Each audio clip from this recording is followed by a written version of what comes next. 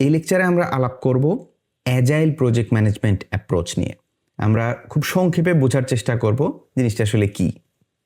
একটা সময় project management মানেই ছিল হচ্ছে ওয়াটারফল মেথড, মানে হচ্ছে প্রজেক্টের শুরুতে আপনি সব রিকোয়ারমেন্টসগুলি কালেক্ট করবেন, তারপরে পরিকল্পনা করবেন, এরপরে গিয়ে আপনি কাজ করবেন, ফাইনালি আপনি আপনার প্রোডাক্টটা ডেলিভারি দিবেন। তো এইরকমভাবেই চলতেছিল। কিন্তু সমস্যা দেখা দিল 1950 সালের পরবর্তীতে, যখন সফটওয়্যার ডেভেলপমেন্ট ইন্ডাস্ট্রির উত্থান ঘটা শুরু করলো। যেটা হইল, আপনার ক্লায়েন্ট একটা সফটওয়্যার বানানো যখন অর্ডার দিচ্ছিলেন, তখন আসলে তিনি বুঝতেছিলেন না যে এক্স্যাক্টলি কি কি রিকোয়ারমেন্টস ওনার আছে।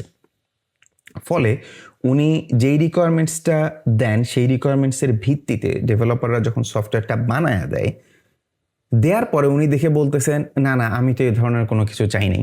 অন্যদিকে ডেভেলপাররা বলতেছেন যে না, আপনি তো এই কথাই বলছেন। এই ধরনের একটা সমস্যা দেখা দেয় যে ক্লায়েন্ট আনহ্যাপি, সফটওয়্যার ডেভেলপাররা আনহ্যাপি। তো এই প্রবলেমটা সলভ করার জন্য বিভিন্ন অর্গানাইজেশন বা বিভিন্ন মানুষজন সমাধান করার চেষ্টা করেন, এবং তারা বিভিন্নভাবে বিভিন্ন অর্গানাইজেশনে কিছু সমাধান দাঁড়ও করান, কিন্তু এগুলা বিক্ষিপ্তভাবে ছিল। 2001 সালে 17 জন লোক মিলে ইউএসএতে একটা রিসোর্টে দেখা করে তারা বলেন যে আচ্ছা, আমরা তো বিভিন্নজন বিভিন্নভাবে এই প্রবলেমটা সলভ করার চেষ্টা করতেছি, আমরা সবাই মিলে ইউনিফাইড একটা সলিউশন দিই যেন অন্যরাও সেটা ব্যবহার করতে পারে। এই যে ইউনিফাইড একটা সলিউশন ওনারা দাঁড় করানোর চেষ্টা করলেন, এইটাকেই বলা হয় হচ্ছে যে অ্যাজাইল ম্যানিফেস্টো। এখানে তারা কিছু প্রিন্সিপালস দেন, এই প্রিন্সিপালসের ভিত্তিতে এই প্রবলেমটা সলভ করা যায়। তো এই প্রিন্সিপালের ভিত্তিতে যেই প্রজেক্টগুলা ম্যানেজ করা হয়, এটাকেই বলা হচ্ছে অ্যাজাইল প্রজেক্ট ম্যানেজমেন্ট বা অ্যাজাইল অ্যাপ্রোচ। খুব সংক্ষেপে যদি বলি, অ্যাজাইল প্রজেক্টে যেটা হয় সেটা হচ্ছে শুরুতে একটা ক্লিয়ার ভিশন সেট করা হয় যে আমি কি চাই at the end of the project. কিন্তু রিকোয়ারমেন্টসগুলা খুব একটা ক্লিয়ার থাকে না, খুব ইনিশিয়াল লেভেলের রিকোয়ারমেন্টস থাকে।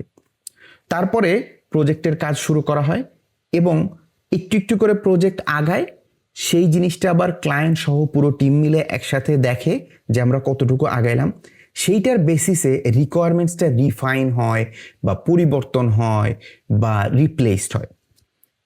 এরপরে আরেকটু আগানো হয়, এভাবে রিকোয়ারমেন্টসগুলো আবারও চেঞ্জ হয় বা হইতেছে যে ডিপ্রায়োরিটাইজ বা প্রায়োরিটাইজড হয়।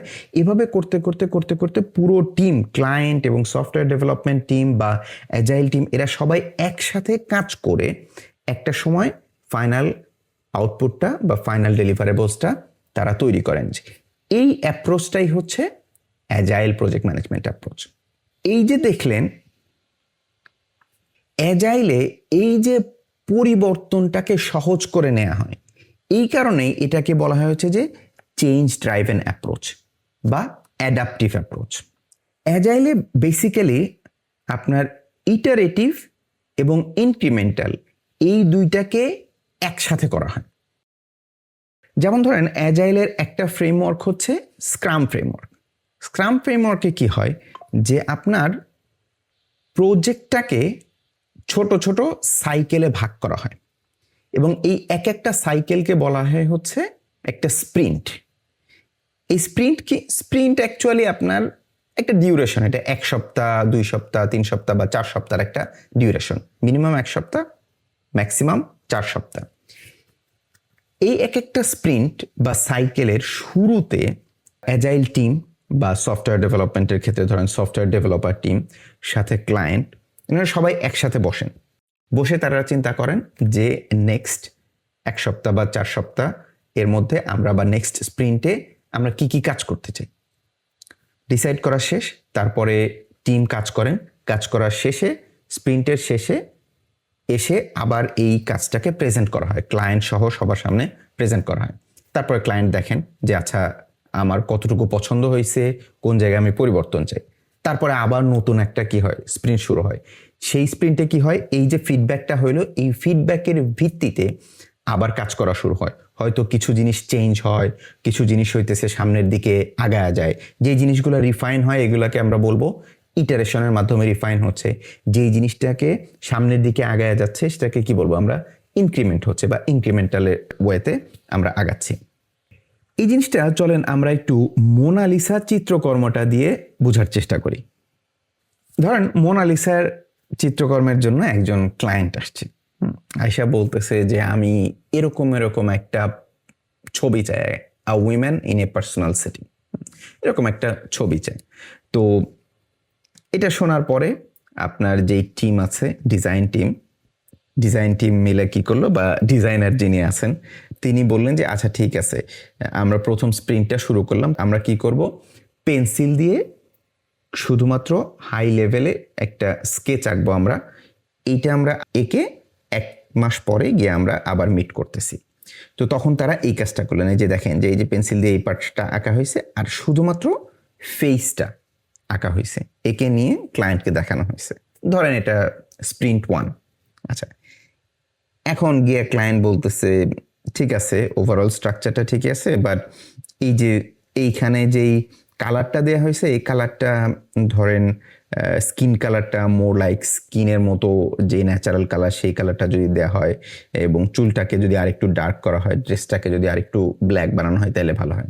তখন কি করলেন, সেকেন্ড স্প্রিন্টে গিয়ে ডিজাইনার কি করলেন, এই কাজগুলি ইমপ্লিমেন্ট করলেন। হ্যাঁ, এই যে দেখেন, এবং ওভারঅল জিনিসটা কিন্তু স্টিল সেম আছে। আচ্ছা, এরপরের স্প্রিন্টে গিয়ে উনি বললেন হ্যাঁ ঠিক আছে, ক্লায়েন্ট বললেন যে হ্যাঁ এরকম ঠিক আছে, হ্যাঁ তাইলে আমরা কি করব, এবার কি করব, আমরা বাড়াবো, পরের অংশে আমরা হাত দিলাম। ডিজাইনার কি করলেন, দেখেন এই যে নিচের অংশের এই অংশটা তিনি ডেভেলপ করলেন। এখন দেখার পরে ক্লায়েন্ট ধরেন আবারও বলতেছে যে আচ্ছা এটা তো ম্যাচ করতেছে না, সো এইটার সাথে এই নিচের অংশটা যেন ম্যাচ করে। তখন এখানে এসে কি করলেন, চতুর্থ স্প্রিন্টে এসে দেখেন এখানে কালারটাও ম্যাচ হয়ে গেছে। হ্যাঁ, বাট দেখেন পুরো ছবিটা কিন্তু তখনও কমপ্লিট হয় না, এই যে অংশ বাদ আছে, এই অংশ বাদ আছে। এভাবে গিয়ে পঞ্চম স্প্রিন্টে গিয়ে আবার এই যে এখানে কিছুটা তৈরি করা হলো, এবং ফাইনালি গিয়ে কি হলো, ছবিটা ফাইনাল আউটপুট হিসেবে ডেলিভারি দিয়ে দেওয়া হলো। তো এইভাবে মোনালিসা চিত্রকর্মটাকে যদি আপনি অ্যাজাইল ওয়েতে ডেভেলপ করতেন তাহলে এরকমভাবে করা হতো। অনেকেই আমরা একটা ভুল করে থাকি যে অ্যাজাইল এর মনে হয় একটাই ফ্রেমওয়ার্ক আছে।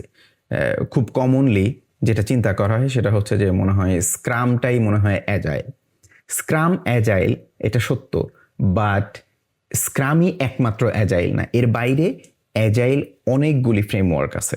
যেমন ধরেন এক্সপি বা এক্সট্রিম প্রোগ্রামিং, কানবান, লিন, এরপরে হচ্ছে এফডিডি, সেফ, এরকম অনেক ফ্রেমওয়ার্ক আছে যেগুলা এই অ্যাজাইলের যেই মাইন্ডসেটটা ফলো করে তৈরি করা হয়। এমনকি আপনি নিজেও একটা ফ্রেমওয়ার্ক তৈরি করতে পারেন যদি অ্যাজাইলের যে মাইন্ডসেটটা, এই মাইন্ডসেটটাকে আপনি যদি, বা ম্যানিফেস্টোটাকে আপনি যদি ফলো করেন। এবার আসি কোন ধরনের প্রজেক্ট ম্যানেজ করার ক্ষেত্রে আসলে অ্যাজাইলটা মোস্ট সুইটেবল হয়। পিম্বক অনুসারে 3 ধরনের প্রজেক্টকে অ্যাজাইলটা মোস্ট সুইটেবল হয়, বাট এর বাইরেও অ্যাকচুয়ালি আপনি অ্যাজাইলটা ইউজ করতে পারেন। সেই 3 ধরনের মোস্ট সুইটেবল প্রজেক্ট টাইপ কি, একটা হচ্ছে ডিজাইনের ক্ষেত্রে, আমরা একটু এক্সাম্পল দিলাম। ডিজাইনের ক্ষেত্রে ডিজাইন সম্পর্কে যতটা নলেজ রাখেন, যিনি ডিজাইনটা চান ক্লায়েন্ট, তিনি ততটুকু কিন্তু বুঝেন না, বা আমরা একটা সময় একভাবে চিন্তা করি কিন্তু সেটাকে কালার করলে বা সেটাকে ডিজাইন করার পরে দেখা যায় যে না আসলে আমরা এই জিনিসটা চাইনি। সো ফলে এসব ক্ষেত্রে আপনার অ্যাজাইল অ্যাপ্রোচটা বেটার হয়। 2 নম্বর হচ্ছে নিউ প্রোডাক্ট ডেভেলপমেন্টের ক্ষেত্রে, যে নতুন একটা প্রোডাক্ট আপনি যখন ডেভেলপ করতেছেন, আপনি ইনিশিয়ালি কিন্তু রিকোয়ারমেন্টসগুলি আপনার ক্লিয়ার থাকে না, একটু দরকার হয় যে আপনি চেঞ্জ করবেন, একটু ফ্লেক্সিবল থাকবেন। 3 নাম্বার হচ্ছে ডিজিটাল প্রজেক্ট, লাইক ধরেন আপনি একটা সফটওয়্যার বানাবেন বা আপনি আর্টিফিশিয়াল ইন্টেলিজেন্স দিয়ে একটা প্রোডাক্ট বানাবেন। এই ধরনের প্রোডাক্টগুলি বানানোর ক্ষেত্রে আপনার অ্যাজাইল অ্যাপ্রোচ খুবই হেল্পফুল হয়। সো এটাই হচ্ছে সংক্ষেপে অ্যাজাইল সম্পর্কে আমরা জানলাম। সো আশা করি বুঝতে পারছেন অ্যাজাইল প্রজেক্ট ম্যানেজমেন্ট অ্যাপ্রোচ জিনিসটা আসলে কি। সামনে আমাদের অ্যাজাইল নিয়ে আরও বিস্তারিত আলোচনা আসবে ইনশাআল্লাহ।